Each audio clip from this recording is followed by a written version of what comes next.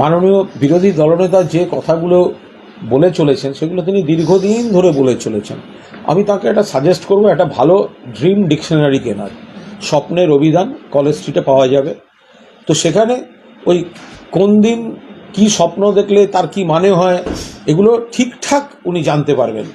মানে একদম আপনি দেখলেন রাত্রিরে ঘুমোতে ঘুমোতে কি, তো তার মানে কি হয় জানতে পারবেন। এরকম রাতের ভুল স্বপ্ন দেখা, দিবা স্বপ্ন দেখা, একই কথা বলতে বলতে যাওয়া, এগুলো একঘেয়ে হয়ে যাচ্ছে।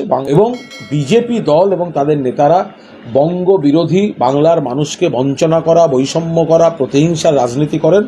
বাংলার মানুষ তারা তাদের আস্থা বিজেপির প্রতি নেই। সেই হতাশা থেকে দেশের ফুটবল ফেডারেশনের সভাপতি হচ্ছে বিজেপির হেরো কল্যাণবাবু, বারবার দাঁড়ান আর হারেন।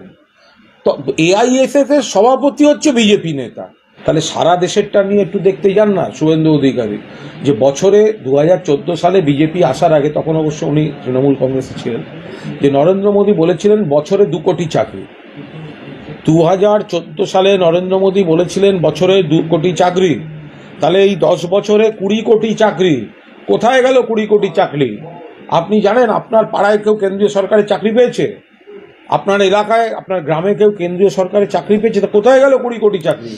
উল্টে পরিযায়ী শ্রমিকদের সর্বনাশ হয়েছে, রাষ্ট্রায়ত্ত সংস্থাগুলি সর্বনাশ হয়েছে, বেসরকারির ক্ষেত্রে সমস্যা হয়েছে, ফলে বেকার আরও বেড়ে গেছে।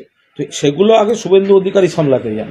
বিরোধী দলনেতা দুর্ঘটনা নিয়ে কিছু বলার আগে খেয়াল রাখবেন, চণ্ডীপুরে ওনার কনভয়েতেই তো একজন মারা গেছেন। তো উনিও তো সেদিনকে নেমে দাঁড়িয়ে একবার তাকিয়ে দেখেননি, মেরে দিয়ে চলে গেছিলেন। চণ্ডীপুরে বিরোধী দলনেতা দুর্ঘটনা নিয়ে এত কথা বলছেন, তো ওনার কনভয়েতেই তো একজন দুর্ঘটনায় মারা গিয়েছেন।